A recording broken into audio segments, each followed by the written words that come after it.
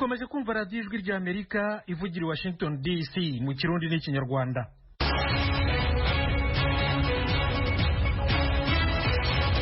Nshuti banywanyi bacu ndabashuhuje mwiriwe neza. Mu Rwanda turi kuri FM 104 n'ibice bitatu no kuri FM 88 n'ibice bitatu. Naho mu Burundi muradukurikira ku mirongo migufi metero 19 na metero 22.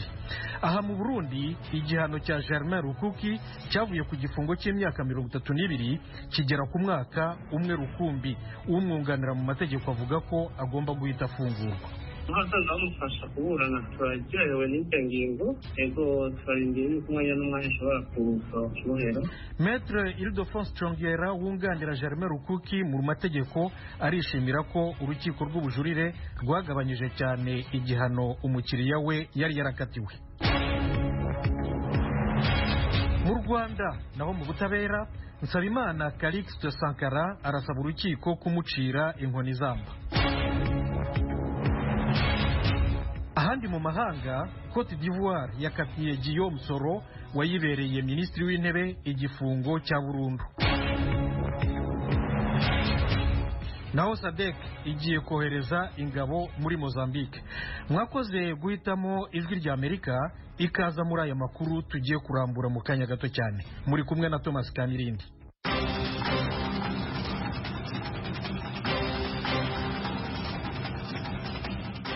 Amakuru yo hirya no hino ku isi tuyahere muri Ethiopia. Indege y'intambara y'ingabo za leta yarashe mu mujyi wa Togogon muri Tigreya ihitana abaturage barenga 20. Diane Ninahazwe arabahiye inkuru. Ababibonye bavuze ko iyo ndege yari kuriye igisasu ca bombe mu isoko riri muri ico gisagara mu masaha 7 z'umutaga ku masaha ya Ethiopia ejo kuwa kabiri. Itorokanizo ry'amakuru y'Abongereza Reuters ritangaza ko abakora mu gisata c'amagara y'abantu bavuze ko abasirikare ba Ethiopia bazibiye za rusehabaniha ambulance mu gifaransa bazibuza gushika habereye ico gitero. Reuters ibandanya ivuga ko umuvugizi w'ingabo za Ethiopia Colonel Genet Adan yirinze guhakana canke kwemeza ivyo vyagirije, ariko avuga ko ibitero vy'indege naho biri muri bumwe mu buryo bukoreshwa na gisirikare atabasivile vyigera bigana. Imidugararo yadutse mu kwezi kwa 11 mu ntara ya Tigray iri mu buraruko bwa Ethiopia imaze guhitana ibihumbi vy'abantu yangaza abagera ku miliyoni 2. Ibihugu bigize umuryango w'ubukungu n'iterambere mu karere ka Afrika y'Amajyepfo SADC bigiye kohereza abasirikari muri Mozambique kuyifasha kurwanya inyeshyamba zishamikiye ku mutwe wa leta ya Islam. Fidel Niyongabo yaduteguriye inkuru. Ibihugu byo mu karere ko muri Afrika mu manuko vyemeje no munsi kwa gatatu ingingo yo kurungika inteko muri Mozambique gufasha kurwanya umugumuko utera wiyongera w'abagwanye b'abayisilamu bakorana na leta ya Kiislamu. Itorokanizo ry'amakuru ry'Abongereza Reuters rivuga ko umunyamabanga nshingwabikorwa wa SADC ishyirahamwe rijejwe iterambere mu karere ko muri Afrika mu manuko yabitangaje inyuma y'inama abakuru b'ibihugu byo muri ako karere bahuriyemwo ku mugwa mukuru wa Mozambique Maputo. Iryo shirahamwe rigizwe n'ibihugu 16 rimaze igihe yihweza ukugene yotorera inyishu intambara iri mu buraruko bushira ubuseruko bwa Mozambique. Iyo ntambara yatanguye mu kwezi kw'icumi mu mwaka wa 2017 imaze guhitana abantu ibihumbi n'ibihumbi ku mpande zose, mu gihe abantu barenga ibihumbi 800 bavuye mu zabo. Yatumye imigambi yerekeye gucukura muri ako karere umwuka utanga inguvu bita gaz naturel mu rurimi rw'igifaransa ihagarara. Nguko itorokanizo Reuters ribivuga, nta byinshi itangazo ryashikirijwe inyuma y'inama y'abakuru b'ibihugu bigize ishyirahamwe SADC ryamenyesheje ku gitigiri cy'inteko zizorungikwa muri Mozambique igihe zizorungikirwako canke uruhara zizogira.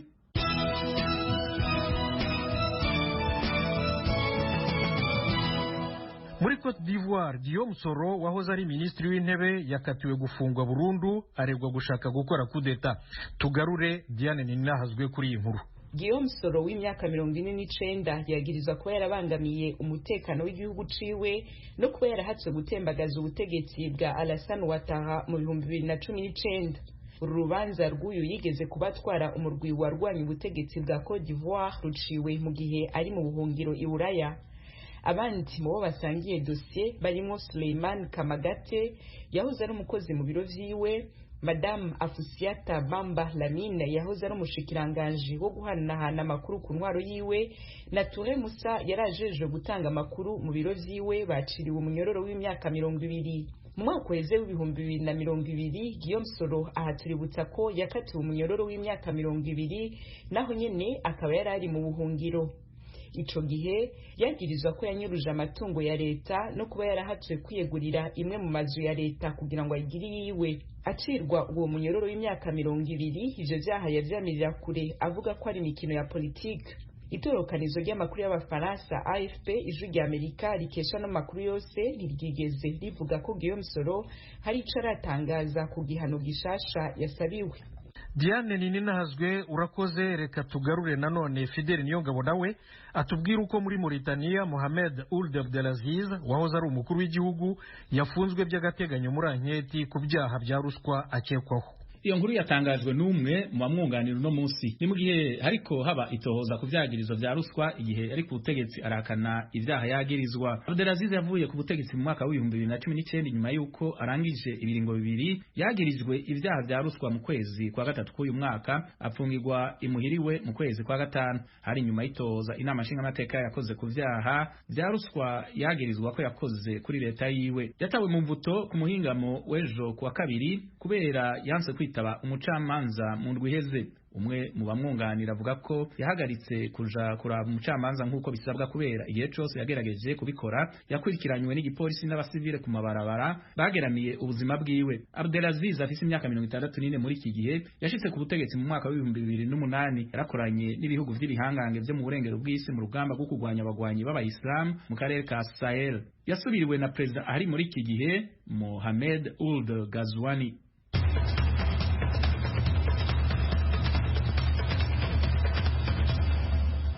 Fidel Niyongabo urakoze. Diane Nininahazwe adusoreze aya makuru yo hirya no hino ku isi kuri iyi nkuru ya Minisitiri w'Ububanyi n'Amahanga wa Leta Zunze Ubumwe za Amerika Anthony Blinken uri mu murwa mukuru w'Ubudage Berlin mu biganiro ku bibazo bya Libya. Ivyo biganiro biza gushimikira hanini ku matora azoba mu kwezi kwa 12 no mwaka muri Libya, ishigwaho ry'ibwirizwa nshingiro hamwe na leta, itahukanwa ry'abasirikare mva makungu n'umuturama ku ntambara z'urutavanako muri ico gihugu. Inyuma y'inama umushikiranganje ajeje imigenderanire ya Amerika n'ayandi makungu Anthony Blinken yagiranye na mugenzi we w'Ubudagi Heiko Maas yavuze ko aka karyo ko gufasha Libya kuva mu bibazo irimwo amakungu atigeze akaronka muri kahise.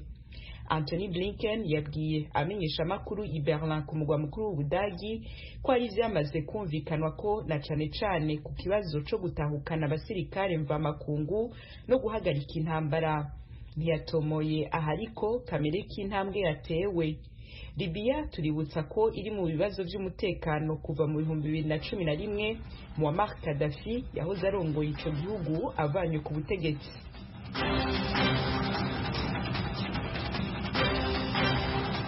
Fidel Niyongabo na Diane Nininahazwe murakoze kuri aya makuru yo hirya no hino mutugejejeho. Nibutse inshuti zacu ko mukomeje kumva Radio Ijwi rya Amerika ivugira Washington DC mu Kirundi n'Ikinyarwanda. Ariko nimudusangiye no ku rubuga rwacu rwa internet wa3 radio yacu voa.com ndetse no kuri YouTube na Facebook VOA Radio yacu. Mu kanya gato cyane amakuru y'ibiyaga bigari.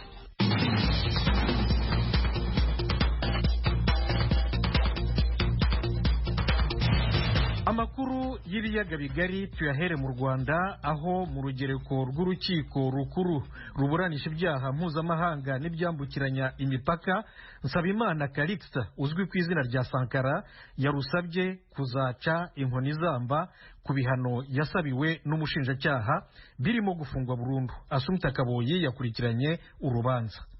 Mu iburanisha ryo kuri uyu wa gatatu urukiko rukuru mu rugereko ruburanisha ibyaha mpuzamahanga n'ibyambukiranya imbibi rwahaye umwanya baregwa kugira ngo bagire icyo bavuga ku bihano basabiwe n'ubushinjacyaha ndetse n'indishyi zasabwe n'abagizweho ingaruka n'ibitero by'umutwe wa FRN urwanya ubutegetsi buriho mu Rwanda. Mu bari ku isonga harimo Nsabimana Calixte ubushinjacyaha bwasabiwe gufungwa imyaka 25.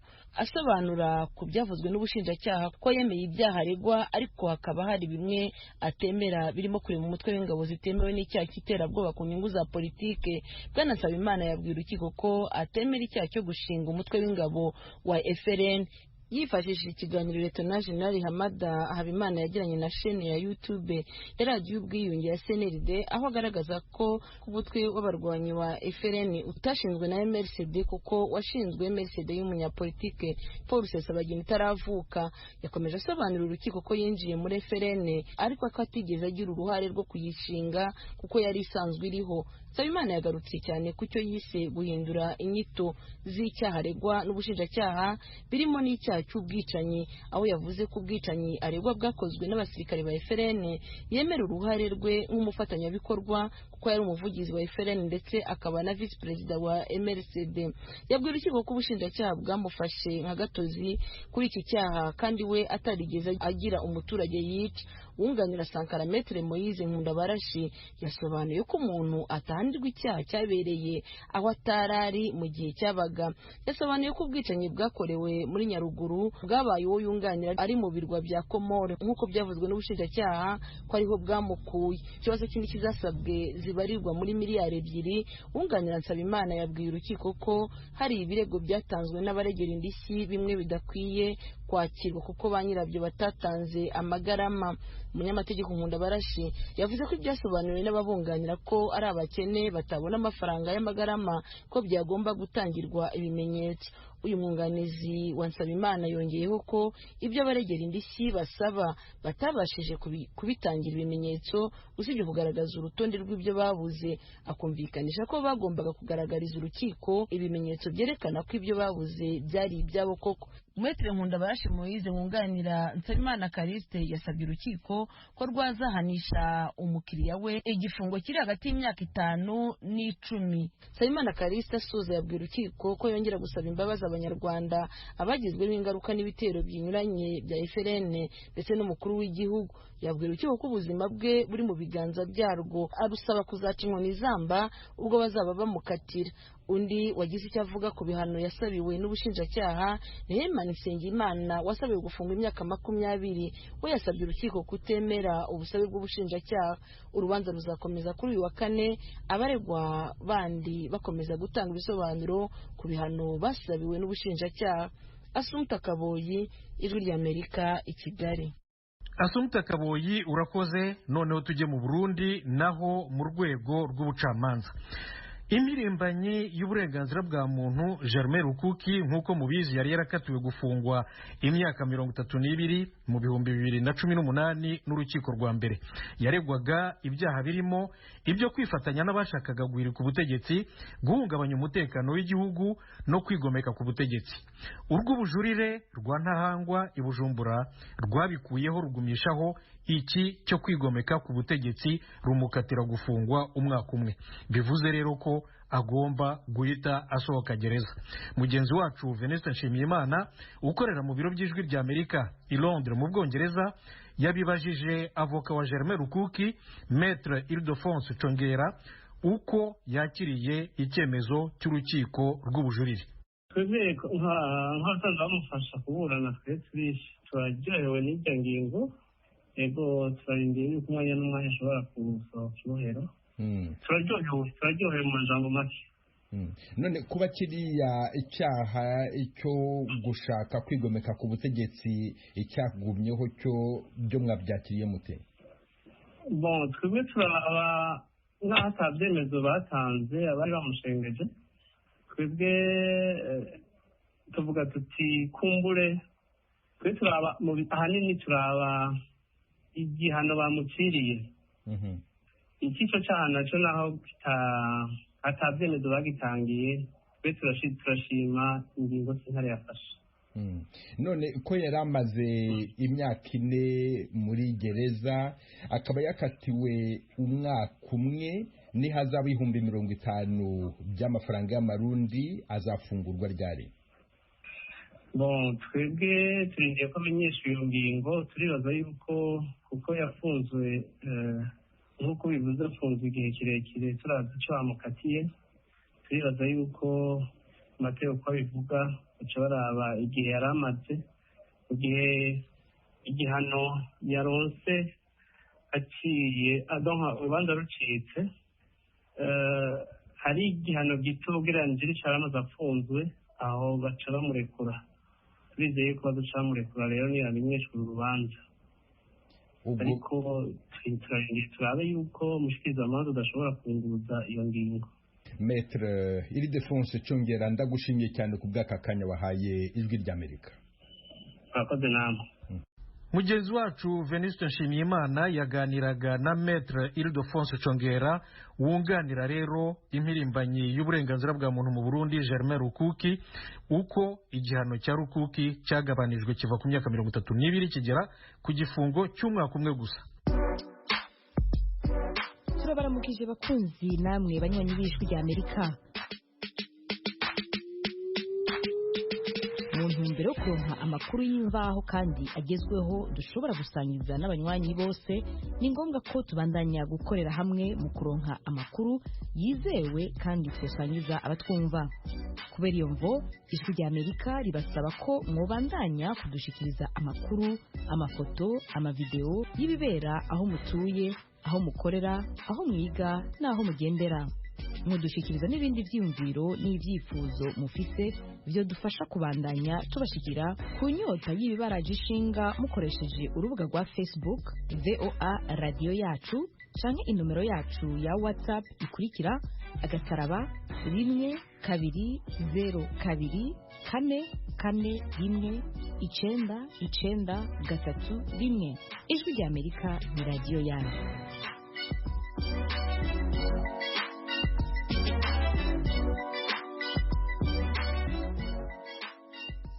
Tukiri mu Burundi, bamwe mu baturage bahungutse bava mu Rwanda baba muri komine Busoni mu ntara ya Kirundo bavuga ko babanye neza n'abasangwa, ariko bamenyesha ko bafite ikibazo cy'amacumbi kubera ko basanze ingo zabo zarasenyutse cyangwa zarafashwe n'abaturanyi babo. Ni inkuru ya Radio Ijwi ry'Amerika ifatanyije n'abanywanyi bayo mu Burundi, turayigezwaho na mugenzi wacu Desire Hatungimana ukorera i Kigali mu Rwanda. Umutumba wa Burara ni umwe mu mitumba ya zone Gatare ya komine Busoni mu ntara ya Kirundo, turi mu buraruko bw'u Burundi, yakiriye abaherutse guhunguka bavuye mu gihugu kibanyi cy'u Rwanda. Bamwe mu bayaze n'abakunzi b'Ijwi ry'Amerika bavuga ko umubano wifashe neza hagati yabo n'abari basigaye kuri uwo mutumba kuva mu mwaka 2015. Bavuga ariko ko bafise ikibazo cy'uburaro kuko bumwe bwarasambutse ubundi bufatwa nabi n'abasigaye ku mitumba. Chenayose akazu nari nubatse mugabo amabati yose yaratubaguritse kubera umuntu yaciye akiha ntanamuhaye, yaciye ayicanamwo, navuze kuhafasha ayicanamwo. Ubu naho imvura yogwa yomusangamo.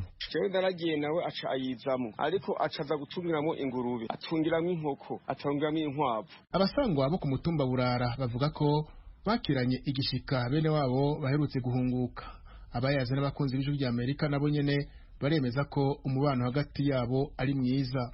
Abaraje nyine bahungutse kabakira, turabafasha kubaka, ngo fari mu mugambi wo kubafasha kugira bubake. Ngacupa turagenda go tugasangira, tukicara ku ibare tugasangira, tugahana nkuko twaduhana nyine tubana nyine batarahunga. Umubano wifashe neza ngaha mu Busirasi, nta wino buyuni, twese nyine turasangira uko nyine twamye dusangiye nyine batarahunga. Abaherutse guhunguka ku mutumba Burara wa zone Gatare komine Busoni bafise ubwoba ko hamwe imvura yotasura batarasanura izabo, bavuga ko bitazoborohera. Basaba gufashishwa ibisakazo, abasangwa nabo bakabafasha kubaka ibigega. Aba ni bamwe mu bahungutse bayaze n'abakunzi b'Ijwi ry'Amerika. Je nk'umuryango wanje ikibazo mfise turiyumvira yuko twoca ibiti tugashinga inzu tukubaka inzu yacu, ariko cha twiyumvira aho twokura ibintu byo gusakaza nyene bikaca biba ikibazo. Ubwo hari abantu baje kutubaza ngira ngo boba ari bagenzi banyu kugira bazotuvugira imbere. Turababwiye ko byinshi nta n'amazu bagira, iho basize amazu n'ubusizi nta mazu bagira. Mu ntwaro mu ntara ya Kirundo iri mu buraruko bw'u Burundi baremeza ko umubano uri hagati y'abahunguka n'abasangwa ari mwiza cyane. Musitanteri wa komine Busoni, imwe mu makomine agize iyo ntara yakira abahunguka ku bwinshi, yabwiye abakunzi b'Ijwi ry'Amerika bishikiye ku mutumba Burara ko atari vy'imbeshere uburaro bwabo bahungutse atako bwifashe. Nivyo uravye nk'umuntu aba maze imisi atari muhira, nk'ubu urabona abariko baraza bariko bashikira aho bahora babaye, mugabo urazi ko nk'amazu bamwe basanga yarabomotse, n'abantu bashitse ntibarimye, ubuzima buca bugora gutangura. Nivyo tuguma duhimiriza abandi basanze kugira bari kumwe, mugurumva ko uko bigenda kose ubuzima buguma bugorana muntu aje inzu yiwe ugasanga yarasambutse ugasanga ntiyarimye umva ko baca batangura ubuzima bushasha. Musitanteri wa komine Busoni arahumuriza abariko barahunguka ko ibibazo bafise bizogenda bitorega umuti buke buke, asaba abarongoye baba abasangwa canke abahunguka gushira urukundo imbere.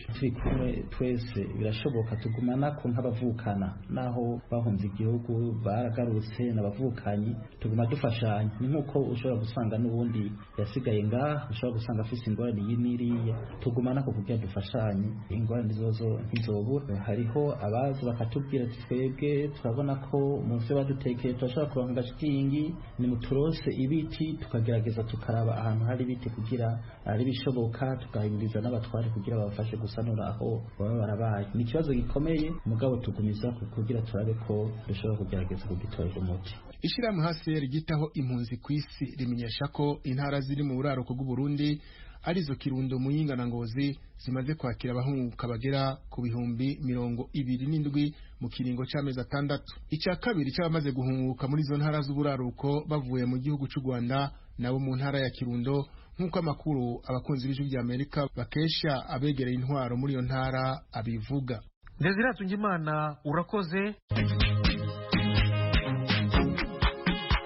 Bakunze baradijwe rya Amerika mutuye mu burasirazuba bwa Repubulika ya Demokarasi ya Kongo, tubararikire kujya mukurikira ibiganiro byacu ku maradiyo akurikira. Radio Communautaire La Voix de Mikeno ibunagana ni ku murongo wa FM 99 n'ibice 7. Radio Ngoma na Amani mu mujyi wa Baraka kuri FM 88 n'ibice 8. Radio Baraka FM nayo mu mujyi wa Baraka ku murongo wa FM 94 n'ibice 4. Radio Communautaire de la Vérité ikorera mu mujyi wa Kiwanja kuri FM 99. N'abadukurikira bari mu majyepfo ya Uganda mwakumva ibiganiro byacu kuri radio Ijwi Riyobora Voice of Muhabura ku murongo wa FM 88 n'ibice 9. Ni radio Ijwi ry'Amerika iminsi yose kuva kuwa mbere kugera ku cyumweru. Dusubiye mu Rwanda, abamotari batwara abagenzi bo mu karere ka Rubavu mu ntara y'Uburengerazuba bavuga ko amafaranga y'ubwishingizi bwa moto ari menshi cyane. Barasaba kugabanyirizwa cyane cyane ko muri iki gihe cya virusi ya corona batabasha kwinjiza amafaranga ahagije. Inkuru irambuye tuyibaze mugenzi wacu Jean Baptiste Ndabananiye. Nishyuye hafi 200 muri uyu mwaka. Ako washize nishyuye 60 ni nk'uyu muvandimwe nane gucyo twese tubona bya 190. Umwaka ushize wari wishyanga 63,600 gucyo. Uri kwishyura assurance yangahe? 240. Abo ni bamwe muri abo bamotari bagaragaje ko amafaranga y'ubwishingizi bwa za moto yikubye inshuro zirenga 2 mu gihe kitakika n'umwaka. Aba bamotari bavuga ko ayo mafaranga akabije kuba menshi. Harimo intera ndende cyane kandi amikoro ikiye cyane none ari makeya n'imikorere ari mikeya. Nishyuraga amafaranga 45,000. Ubu ngubu bari kutunaniza. Ubu kudusha amafaranga 200,000 kuri moto iri hejuru y'imyaka 5. Umwe muri abo bamotari yavuze ko imikorere yabo nk'abamotari yabaye mibi. Abo twegeye nabo barashimangira iyo ngingo bakongera ko abamotari bakwiye kugabanyirizwa amafaranga y'ubwishingizi. Bemeza ko imikorere yabo yabangamiwe bikomeye n'icyorezo cya virusi ya corona, kubu noneho byongeye gusubirira udubi bitewe na gahunda yaguma mu karere no kuba bageze mu ngo zabo ku isaha ya saa moya z'ijoro. Guma mu karere nyine uko ari no kuguma mu rugo buriya. Ubu ngubu nanywera isasi ya 3 maze gukoreramo 2,500. Byanze mu muhanda kano kare buri nakubukira rugendo. Kaba kagizwe n'abava hirya no hino none ubu naba mu karere gusa amafaranga ntayo. Numva babigira ibihumbi wenda 150. Turanse kwaga 32 byibura bakagera nka 70 cyangwa se 80. Aba bamotari bavuga ko bakomeza kwakurwa bwishingizi bungana gutyo bizarangira akazi kabo gahagaze. Ku munsi nakuyemo essence nakuyemo bega depasse zose abaye menshi ntashobora kurenga 2,500. Ngaho kuba kubiri 2,500 ukube n'iminsi 30 y'ukwezi urumva ari amafaranga ngahe. Niba ari 75 n'ijoro mu kwezi nkaba nzabazwa 166 na 720 dusanga nta muntu ashobora kukuzishyura iyi assurance y'ayo mafaranga. No bajya mu muhanda udafite assurance. Cyane nange ndi mu bantu bagenda vuba cyane ahubwo basezerera ikimotari kuko niba ukoze akazi nta mumaro kakumarira.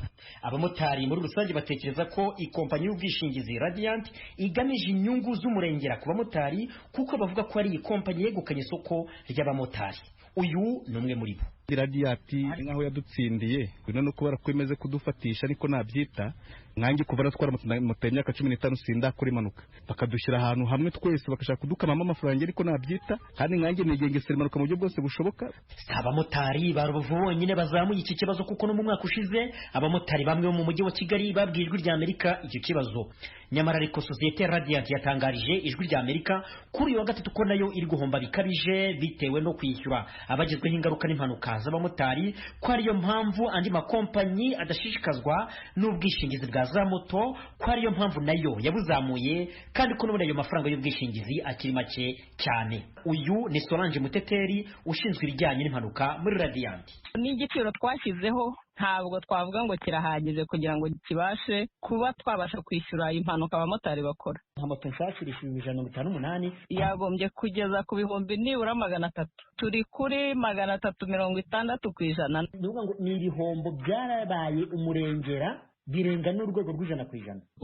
Rwose isonga umuntu ku buryo tumwishyura miliyoni 90. Miliyoni 40 turabafite abo muri iyi minsi turi kwishyura miliyoni 40, 39, 28. Muteteri yongeyeho ko kuva mu mwaka wa 2019 kugeza mu kwa kane uyu mwaka iyi sosiyete ifite kuri ubu bwishingizi bwa za moto zirenga ibihumbi 26 yagize igihombo cya miliyari 5 zirenga z'amafaranga y'u Rwanda gikomoka ku mpanuka za moto.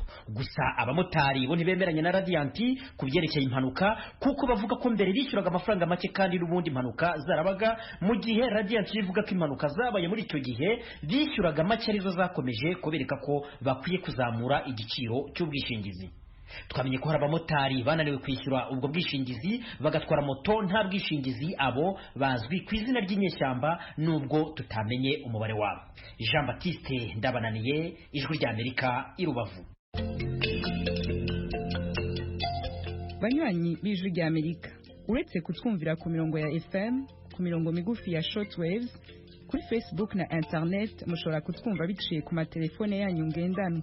Kuba twumva muri Tanzania muhamagara ku nimero guteranya 2 5 5 4 1 1 2 ubusa 1 ubusa 6 abatwumva muri Kenya namwe mugahamagara kuri guteranya 2 5 4 2 ubusa 5 2 9 3 2 9 kuri mwe mutwumva muherereye muri Amerika muhamagara kuri guteranya 1 3 5 1 9 9 5 1 8 5. Ijwi rya Amerika ryongeye kubashimira kuba mudahengeshanya kuryumviriza. Ijwi rya Amerika ni radio yanyu. Inshuti zacu mukomeje kumva radio Ijwi rya Amerika ivugira i Washington DC mu Kirundi n'Ikinyarwanda. Aya makuru naha ahumurije. Mbashimiye rwose ko mwayakurikiye, mukomeze rero mugubwe na gahunda za radio yanyu. Umugoroba mwiza, murakarama. Bakunzi ba radiyo Ijwi rya Amerika mutuye mu burasirazuba bwa Repubulika ya Demokarasi ya Kongo, turabararika kujya mukurikira ibiganiro byacu ku maradiyo akurikira: Radio Communautaire de la Voix de Mikeno Ibunagana ku murongo wa FM 99.7, Radio Ngoma ya Mani yo mu mujyi wa Baraka kuri FM 88.8, Radio Baraka FM nayo mu mujyi wa Baraka ku murongo wa FM 94.4, Radio Communautaire La Verite ikorera mu mujyi wa Kiwanja kuri FM 99.0. naho kubadukurikira muri mu majyepfo ya Uganda mwakumva ibiganiro byacu kuri radio Ijwi riyobora Voice of Muhabura ku murongo wa FM 88.9. Ni Radio Ijwi rya Amerika iminsi yose kuva ku wa mbere kugeza ku cyumweru. Radio Ijwi rya Amerika yabaye igisubizo cyacu. Radio Ijwi rya Amerika yo yabaye igisubizo cyacu. Mu gukerera igihugu cy'u Burundi yabaye igisubizo cyacu. Mu gutanga ijambo mu banyagihugu yo yabaye